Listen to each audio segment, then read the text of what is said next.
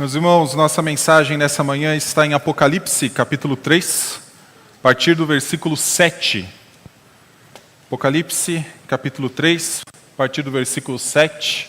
Penúltima carta que Jesus Cristo direciona às 7 igrejas da Ásia, igrejas aqui registradas no livro do Apocalipse, como igrejas que tinham ouvidos para ouvir e por isso deveriam ouvir o que Cristo dizia a elas. Essa série de mensagens foi pensada uma vez que nós vimos na série anterior que Cristo triunfou sobre os seus inimigos na sua morte, na sua ressurreição e na ascensão.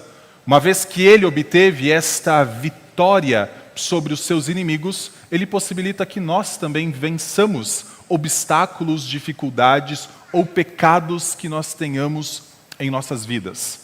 Destas 7 cartas, 5 delas tratam a respeito de pecados que estavam crescendo ou se desenvolvendo dentro das igrejas para as quais Cristo direciona essas cartas. Mas 2 cartas não há nenhuma menção dos pecados. Certamente essas igrejas tinham em sua membresia pessoas que lutavam contra o pecado, mas não há uma menção explícita de uma reprovação de Cristo para elas. Uma das cartas, uma das igrejas, é a igreja de Esmirna, que nós vemos que o grande problema que Esmirna estava enfrentando era a perseguição. E a outra carta é a igreja de Filadélfia, cuja dificuldade eram as suas limitações. Por isso eu decidi chamar este sermão de Vitória com nossas limitações. Nós podemos vencer a falta de testemunho, nós podemos obter triunfo sobre a imoralidade, nós podemos triunfar sobre toda a perseguição que nos cerca, nós podemos triunfar sobre a apatia espiritual, como nós vimos na última mensagem, mas também nós podemos vencer com nossas limitações. E a razão disso é a obra de Cristo, como ele menciona nesta carta direcionada para a igreja de Filadélfia.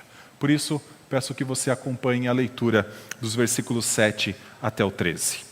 Ao anjo da igreja em Filadélfia escreva: estas coisas diz o santo, o verdadeiro, aquele que tem a chave de Davi, que abre e ninguém fechará, e que fecha e ninguém abrirá. Conheço as obras que você realiza. Eis que tenho posto diante de você uma porta aberta, a qual ninguém pode fechar. Sei que você tem pouca força, mas guardou a minha palavra e não negou o meu nome.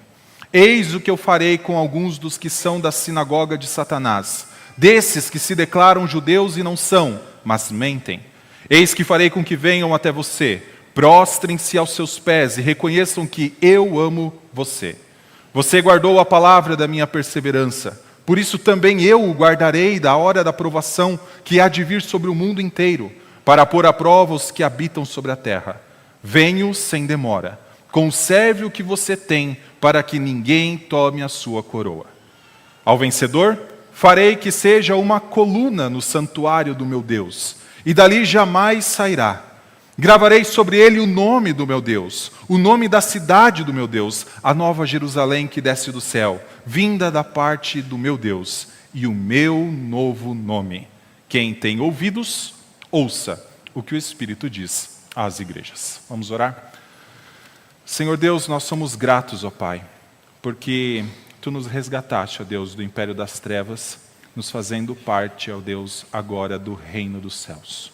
Obrigado pelo privilégio que nós temos de acessar a Tua presença em nossas vidas, acessar a Tua presença nesta manhã em comunidade, para adorar ao Teu nome, para orar e buscar o Teu auxílio e para, ó Pai, também ouvir da Tua palavra. São privilégios que o Senhor concedeu ao Teu povo, privilégios que o Senhor não remove. Por isso nós pedimos que o Senhor nos alimente por meio de mais esse privilégio que o Senhor nos estende, de ler a Tua palavra, de ouvi-la e, ó Pai, de meditar nela, para que vivamos vidas diante dos Teus olhos, como pessoas que fazem parte do Teu reino. Essa é a nossa oração, no nome de Cristo. Amém.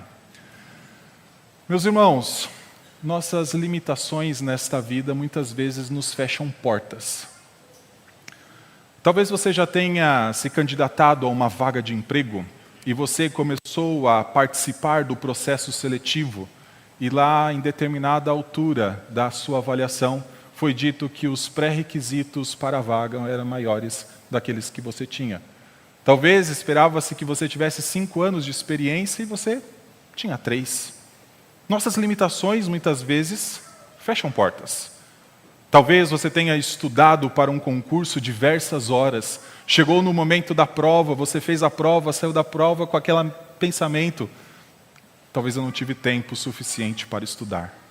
Nossas limitações fecham portas. Talvez você já tenha feito sonhos de fazer uma viagem, de trocar de carro, de construir uma casa ou comprar uma casa nova. E então você colocou no lápis a conta do que você tem no banco, do que você tem investido, do que você tem para trocar por esses bens, e você percebeu que não era possível naquele momento. Nossas limitações financeiras fecham portas. Nessa vida, muitas limitações fecham portas. Mas esse texto nos fala de uma limitação que não fecha a porta. E a razão dessa limitação, que é dito no versículo 8, que essa igreja tinha pouca força, esta limitação só não fecha uma porta que está aberta, porque há alguém que abriu essa porta e mantém essa porta aberta. Nossas limitações fecham portas nessa vida, mas nossas limitações não fecham a porta que tem a ver com a vida eterna. Esse texto fala a respeito de uma porta que está aberta. Fala a respeito de uma chave que abre essa porta. Do santuário que é acessado por meio desta porta como um refúgio. E das colunas que compõem este santuário. Uma porta está aberta, uma chave abriu essa porta. Há um santuário que foi acessado e há colunas que fazem parte deste santuário. Primeiro, então, nós vamos ver uma porta que está aberta. E a igreja que tem esta porta aberta é a igreja de Filadélfia. Uma igreja que certamente teve muitas portas fechadas.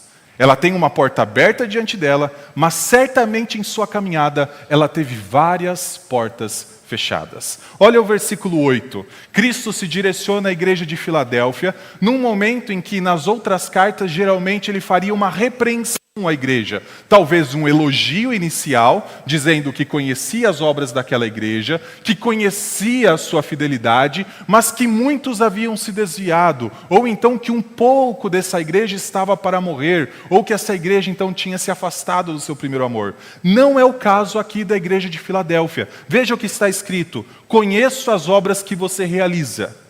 Eis que tenho posto diante de você uma porta aberta, a qual ninguém pode fechar. Sei que você tem pouca força, mas guardou a minha palavra e não negou o meu nome. Quando a gente lê esse versículo à luz dos textos que nós já vimos, é possível que talvez nos deparemos com essa expressão, sei que você tem pouca força, como se fosse uma repreensão de Cristo. Como se Cristo estivesse apontando um problema. Mas não é o caso aqui. Veja ao redor que Cristo falou que conhece as obras, que Ele colocou uma porta diante de Filadélfia, que essa porta não pode ser fechada. E no final do versículo 8, que Filadélfia guardou a palavra de Cristo e não negou o seu nome.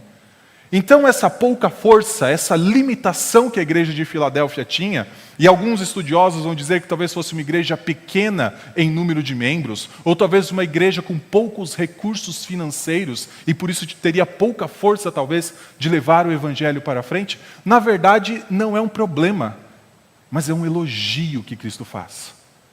É algo bom que essa igreja tem. Essa igreja tem pouca força. E a razão dessa igreja ter pouca força, certamente é porque essa igreja teve várias portas que lhe foram fechadas. Até aqui nós vimos que todas essas igrejas, as 7 igrejas da Ásia Menor, precisavam lidar com algo chamado de culto imperial, ou culto ao imperador, em que todos os membros do império deveriam participar de cerimônias pagãs para adorar as divindades associadas ao Império Romano, porque se não o fizessem não teriam direito de comercializar, não teriam direito de trabalhar no governo e muitas vezes perderiam contato com as pessoas que estavam ao seu redor. Ao não participar deste culto imperial, certamente muitas portas eram fechadas. E talvez seja essa a razão da igreja de Filadélfia ter pouca força. Ela, como diz o final do versículo 8, guardou a palavra de Cristo e não negou o nome de Cristo em nenhum momento. Quando houve pressão de participar deste culto imperial para mostrar a sua lealdade ao imperador e ao Império Romano, a igreja de Filadélfia entendeu que só existe um Senhor diante do qual se dobra joelho em culto. E este Senhor é o Senhor Jesus Cristo. Ela não negou o nome de Cristo diante da sociedade de sua época. Apesar das ameaças de sofrer sanções econômicas, sanções financeiras, de perder emprego, de talvez não ter um certificado que surgiria alguns anos depois, que possibilitaria que o comércio fosse realizado, essa igreja preferiu se manter fiel a Cristo Jesus, dizendo que há um só Senhor. E ao fazer isso, certamente uma porta se fechou para ela.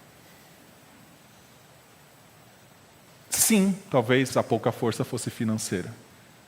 Mas não das finanças originais desses membros, mas da finança que foi cortada paulatinamente por conta, então, da sua fidelidade a Cristo e da repressão do Império Romano. Uma igreja que Cristo diz tem uma porta aberta diante de você, mas uma igreja que sabe o que é ter uma porta fechada. Talvez exista outra porta que foi fechada, à luz do que nós temos no restante do texto. Boa parte dos membros da igreja de Filadélfia eram gentios, mas talvez alguns deles eram judeus de origem. Essa cidade era uma cidade nova, uma cidade que foi construída cerca de 100 anos antes da carta ser escrita. Não era uma cidade antiga como as grandes cidades do Império Romano. Então muitas pessoas acabaram indo para essa cidade num movimento do Império Romano para colonizar, para então construir a vida nessa cidade, e certamente judeus que se espalharam ao longo de todo o Império acabaram ali também. E muitos desses judeus, através do testemunho dos apóstolos, através do testemunho talvez desta igreja de Filadélfia, deixaram o judaísmo para viver a vida com Cristo. Vieram para o cristianismo. E certamente quando isto aconteceu, a porta da sinagoga se fechou para eles. Na verdade, para todos os cristãos do primeiro século, a porta da sinagoga se fechou a partir do ano 70, quando o templo de Jerusalém foi destruído, e especialmente a partir do ano 90.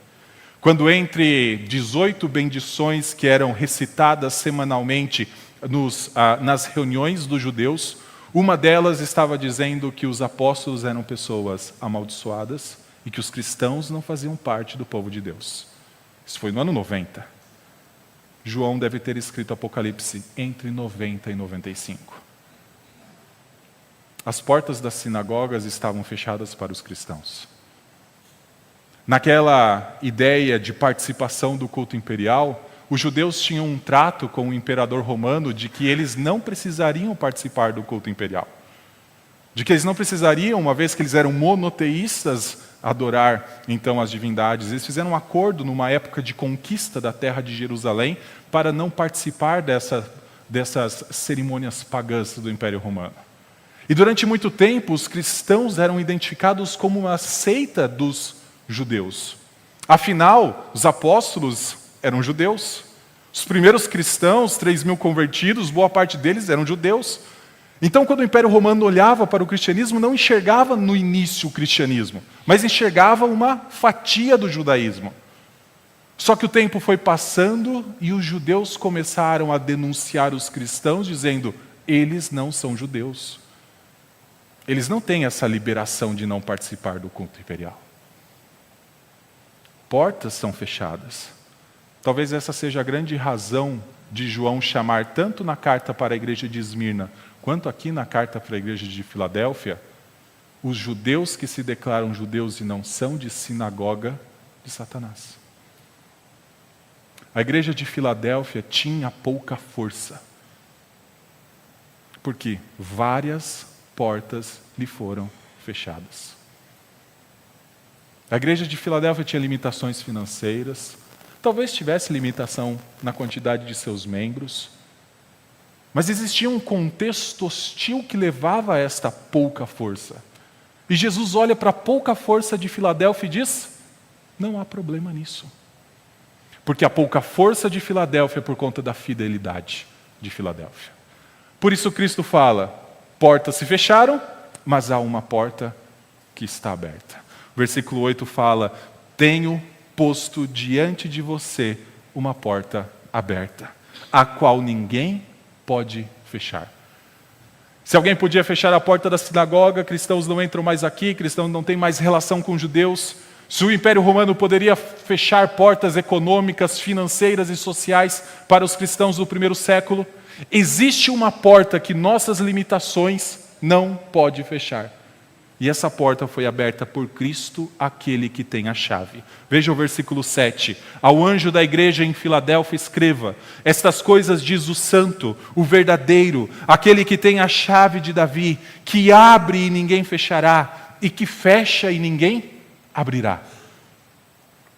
Cristo se apresenta sempre às igrejas para a qual ele ordena que João escreva as cartas, sempre com alguns atributos, algumas qualidades dele, que ele quer que essa igreja conheça, para que essa igreja continue a caminhar, ou para que essa igreja se arrependa de seus pecados.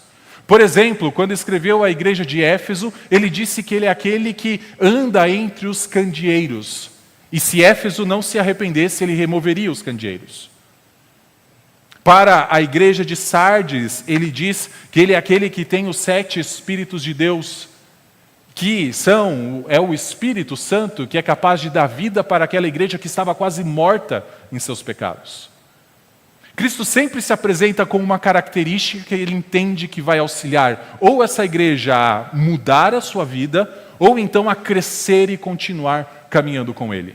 E aqui ele apresenta 3 características. Primeiro, ele se apresenta como o santo, depois como o verdadeiro e aquele que tem a chave de Davi.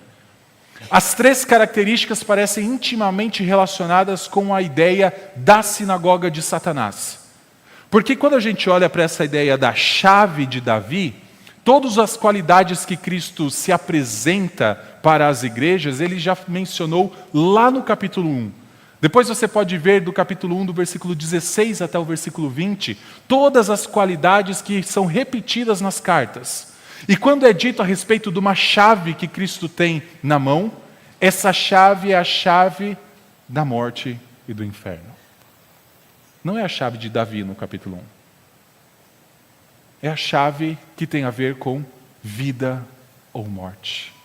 Mas aqui existe uma pequena mudança. Ele se apresenta como aquele que tem a chave de Davi. E a razão disso é porque aqueles que fecharam a porta para os cristãos de Filadélfia, que se declaravam judeus, mas não eram porque mentiam, que são chamados de sinagoga de Satanás, durante muito tempo entenderam que eles eram o povo santo e separado por Deus. E Deus fala isso, que separou o povo de Israel para um relacionamento com Ele. E que eles teriam um único relacionamento verdadeiro com Deus, que os gentios não fariam parte. E que sim, eles eram a entrada para o reino dos céus ou não. De certa forma, eles eram aqueles que têm a chave. Quando Jesus fala, eu sou aquele que tem a chave de Davi, ele está aceitando um texto que está em Isaías, capítulo 22, que um personagem chamado Eliaquim, que era mordomo da casa de Ezequias, tinha a chave da casa de Ezequias. E Eliaquim era aquele que permitia as pessoas adentrarem o palácio da casa de Davi, que naquele tempo era reinado por Ezequias, descendente de Davi. Ele era aquele que tinha a chave. Só que é com Eliaquim que tem um grande problema na história de Israel, na história de Judá. É ele que um dia abriu a casa de Davi e o templo de Deus para que os oficiais da Babilônia entrassem. E os oficiais da Babilônia que estavam protegendo ou querendo fazer uma aliança com Judá, olharam para os tesouros dentro da casa de Davi, olharam para os tesouros na casa do Senhor, contaram ao imperador babilônico. E anos depois a Babilônia invadiu Judá com estes interesses nessas riquezas. Aqui está aquele que sim é o santo, completamente separado para um relacionamento com Deus. Aquele cuja vida é completamente dedicada ao relacionamento com Deus. Não existe coisa alguma desta terra que atraia os olhos de Cristo para que ele abandone a fidelidade que ele tem a Deus. Aqui está o verdadeiro. Aqui está aquele que sim tem acesso à chave ao reino dos céus. E ele está dizendo para a igreja de Filadélfia: portas foram fechadas, mas há uma porta que está aberta e essa porta não fecha. Uma porta que tem uma chave, essa chave abre e ninguém pode fechar. Mas que porta é essa? Os estudiosos se dividem em dois grupos, basicamente, para tentar entender o que seria essa porta aberta diante da igreja de Filadélfia.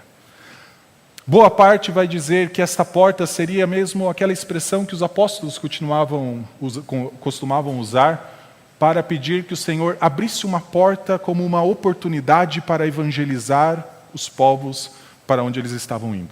Então Paulo, em vários momentos, pedia ao Senhor que abrisse uma porta para falar aos gentios. Então seria uma porta que era aberta como uma oportunidade de evangelização a pessoas que ainda não conheciam a Cristo. Eu acho que sim, pode ser essa ideia de uma porta que foi aberta para a igreja de Filadélfia continuar testemunhando a respeito de sua fé e continuar evangelizando as pessoas da Ásia Menor. Sim, Cristo é aquele que dá a oportunidade, abre os caminhos para que o seu evangelho percorra toda a terra e alcance todas as pessoas. Então, em um certo sentido, essa porta é aberta para que Filadélfia continue sendo uma igreja evangelizadora, apesar da sua pouca força, apesar das suas limitações. E aqui eu trago uma aplicação para nós. Meus irmãos, talvez uma das coisas que nós pastores mais ouvimos dos membros da igreja que às vezes ficam receosos de compartilhar o evangelho é: pastor, mas eu tenho dificuldade para falar. O pastor, eu tenho pouco conhecimento teológico. Eu estou chegando há algum tempo na igreja, ainda não me sinto à vontade, não me sinto preparado, não me sinto capacitado para compartilhar o evangelho. Meu irmão, a partir do momento em que Cristo passa a habitar em sua vida, portas e portas são abertas por Cristo para que você compartilhe o evangelho.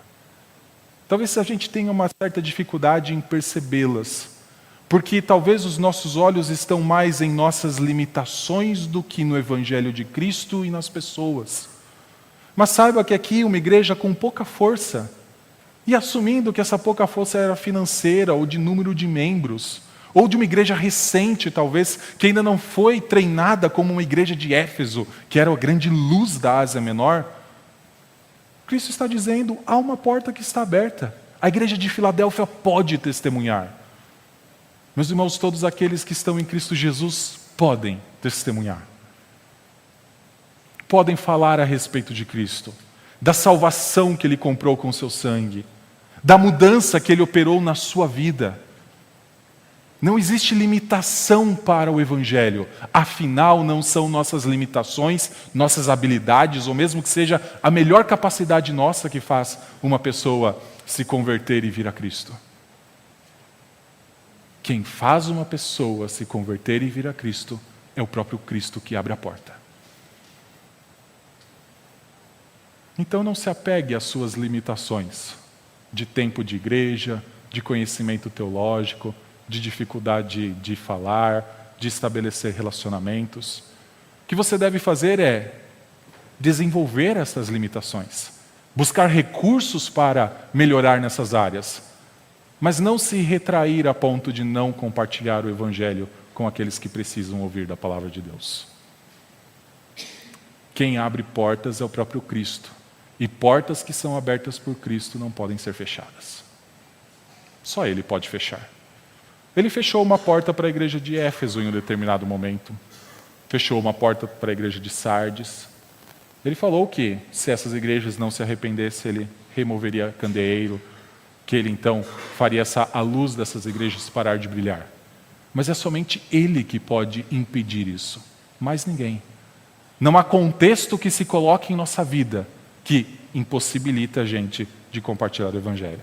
Até mesmo os momentos mais hostis são momentos em que o Senhor parece colocar um palanque especial para que a gente testemunhe da graça de Cristo. Sofrimento. Se tem um momento em que o cristão consegue testemunhar a plenos pulmões de que Cristo está fazendo algo diferente na vida dele, é quando passa pela dor. Afinal, as pessoas lidam de formas completamente diferentes com a dor. Nós conseguimos ter uma paz que excede todo entendimento e uma alegria que é indivisível no meio do sofrimento. Perseguição é o momento em que a gente consegue dizer: eu prefiro me apegar à verdade do que negar a Cristo e abraçar a mentira. Não há contexto para que portas que Cristo abriu sejam fechadas, a não ser que Cristo queira. A segunda ideia relacionada à porta que os estudiosos apresentam, além dessa possibilidade, essa oportunidade de uma evangelização, é a ideia da porta para o reino dos céus mesmo, para o reino de Deus. Porque quando a gente olha para a condenação dirigida para a sinagoga de Satanás, os judeus acreditavam que eles eram um povo exclusivo de Deus e que ninguém mais poderia acessar o reino de Deus se não passasse pelo judaísmo. O judaísmo era a porta que filtrava qualquer pessoa a entrar num relacionamento com Deus. Mas quando a gente olha Cristo dizendo que Filadélfia, uma igreja gentílica, era uma igreja fiel, uma igreja apegada à palavra de Cristo, uma igreja que não negou Cristo, e então Cristo condena aqueles que se diziam judeus, mas não eram, nós enxergamos que, por causa da obra de Cristo, o verdadeiro Israel, o verdadeiro povo de Deus é o próprio Cristo. É por isso que ele fala, o santo, verdadeiro, que tem a chave de Davi. A chave de Davi não está mais na mão daqueles que faziam parte do povo de Deus no Antigo Testamento. Esses se afastaram de Deus. A chave do reino de Deus está na mão daquele que substituiu o próprio Israel e que substituiu qualquer pessoa do povo de Deus. Cristo é aquele que abre então portas para que pessoas adentrem o reino de Deus. E esse texto nos diz que até mesmo judeus que perderam a chave do reino dos céus podem voltar a entrar no reino de Deus. Olha o versículo 9. Eis o que eu farei com alguns dos que são da sinagoga de Satanás, desses que se declaram judeus e não são, mas mentem. Eis que farei com que venham até você, prostrem-se aos seus pés e reconheçam que eu amo você. Alguns vão dizer que os judeus, em algum momento, principalmente no último dia, viriam então até o povo de Deus e se prostrariam como pessoas que foram subjugadas, como alguém que foi humilhado por não reconhecer aquilo que foi dito antes para eles. Mas aqui no livro de Apocalipse, aqueles que dobram seus joelhos diante de Cristo têm a ideia daqueles que são salvos. E aqueles que dizem, eu amo você, para uma igreja gentílica, são o povo que foi amado por Deus, então é o povo que reconhece que o amor que Deus um dia manifestou por eles, na antiguidade, agora está sendo manifestado também pelos gentios. Isso não quer dizer que Deus tenha um propósito específico para a nação de Israel, mas para que os judeus podem ser alcançados pela pregação do Evangelho como qualquer etnia dessa terra. Afinal, o Evangelho é o poder de Deus para a salvação de todo aquele que nele crê. E Cristo abriu uma porta que não pode ser fechada. E essa porta está aberta em diversas partes desse mundo. Mas essa porta é uma porta para o reino de Deus, para uma espécie de santuário, para uma espécie de refúgio. Porque no versículo 11, versículo 10 em diante, nós temos, você guardou a palavra da minha perseverança, Cristo se dirigindo à igreja de Filadélfia, por isso também eu guardarei da hora da provação, que há de vir sobre o mundo inteiro, para pôr à prova os que habitam sobre a terra. Venho sem demora, conserve o que você tem, para que ninguém tome a sua coroa. Filadélfia tinha diante dela uma porta aberta, como a porta que um dia Cristo abriu e que dividia simbolicamente o santo lugar do Santo dos Santos. Um dia, na crucificação de Cristo, uma porta que era revestida por um véu foi rasgada. E ninguém mais que crê em Cristo Jesus é impedido de adentrar aquilo que está além da porta, além do véu.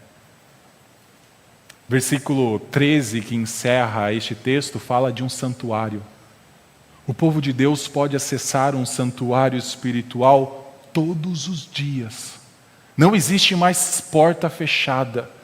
Não existe mais local restrito à presença de Deus.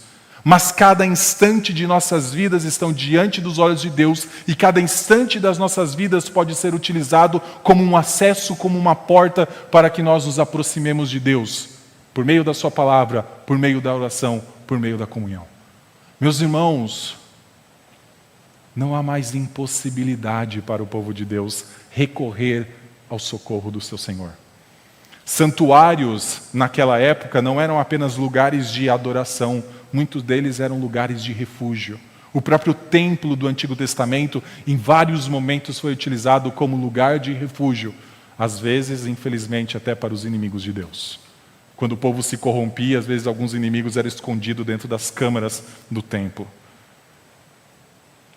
O Senhor é o grande refúgio, porque o Senhor é o grande santuário. O Senhor é aquele que possibilita que nós passemos, como o texto fala, por horas, até a hora da provação, até a hora mais intensa. E diferente daqueles que vivem sem Cristo, passemos por essa hora de forma segura. Nossas limitações físicas, financeiras, intelectuais, do nosso trabalho, talvez não consigam nos prover aquilo que necessitamos para cada instante, cada contexto da nossa vida. Mas se tem algo que Cristo fornece, é um acesso a Deus que nos garante uma segurança eterna. Por isso essa porta aberta para um santuário, que foi aberta pela chave do próprio Cristo e que ninguém mais pode fechar na vida de um crente, deve ser utilizada constantemente por nós. Deixar de adentrar por esta porta é perder um privilégio gigantesco. É você abrir mão do acesso mais nobre que existe nessa terra. Aqueles que trabalham em empresas que têm diversos escalões de funcionários, sabem que o seu crachá vai até um determinado lugar dentro da empresa.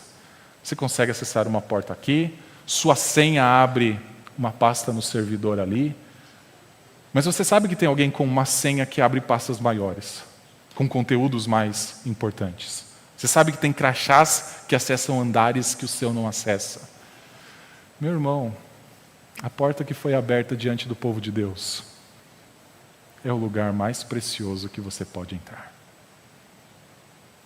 Não existe nada, local algum, acesso algum, circunstância alguma, melhor do que você acessar a presença de Deus. Para, então, crescer, continuar mantendo o que Cristo fala para que a Filadélfia, no versículo 11, conservasse o que já tinha, ou para buscar refúgio contra os inimigos que muitas vezes fecham portas diante de nós. Não existe nada melhor do que acessar a presença de Deus. E esse acesso, então, é este santuário. Mas existe um santuário maior. Existe um santuário que nós esperamos ainda, que é o santuário eterno. Esse santuário ele é espiritual, ele já tem acessos maravilhosos. Mas um dia nós veremos Cristo como Ele é e seremos como Ele é. Versículo 12. Ao vencedor farei com que seja uma coluna no santuário do meu Deus, e dali jamais sairá. Gravarei sobre ele o nome do meu Deus, o nome da cidade do meu Deus, a nova Jerusalém que desce do céu, vinda da parte do meu Deus, e o meu novo nome. Quem tem ouvidos, ouça o que o Espírito diz às igrejas. Meus irmãos, se já é razão suficiente nós termos acesso a Deus, continuarmos crescendo, continuarmos então mantendo o apego à palavra de Deus, não negar o nome de Cristo perante o mundo, se já é suficiente para isso, Cristo vem, como Ele faz em todas as cartas, e coloca promessas sobre isso ainda. Há mais ainda para você experimentar. Ao vencedor, que tem sido o termo utilizado para cada uma destas mensagens, ao vencedor, Cristo fará desta pessoa uma coluna no santuário de Deus. Existe uma porta, Existe uma chave que abre para um santuário, e neste santuário existem colunas. Hoje, durante o batismo do Levi, quis ler esse texto do Salmo 144, que é a expectativa que nós colocamos sobre os nossos filhos, de que eles sejam plantas viçosas e colunas num grande palácio. A expectativa de todo o povo de Deus é fazer parte deste grande santuário que é eterno.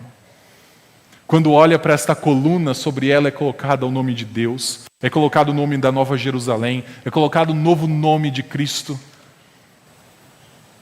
Porque cada pessoa vai integrar, que crê em Cristo, vai integrar um santuário que não será mais feito por mãos humanas, mas um santuário que é eterno e feito pelo próprio Deus.